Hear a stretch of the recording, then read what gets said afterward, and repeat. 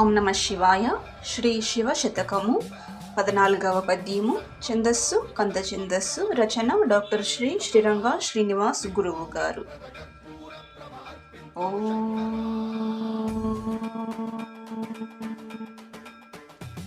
పుణ్యపు కొసరుండు వరకే పుణ్యక్షేత్రాలందున పొసెగదమండి, పుణ్యము లేకయు ఉండము పుణ్యక్షేత్రాలందున పొందుగ శివహం. ఆలయాలలో మనం ఎక్కువ సమయాన్ని కేటాయిస్తున్నామంటే దానికి అర్థం ఏ పని పాటు లేక కాదు. పూర్వజన్మలో చేసుకున్న పుణ్య ఫలితంగా భగవంతుని సన్నిధిలో సేవ చేస్తున్నాము.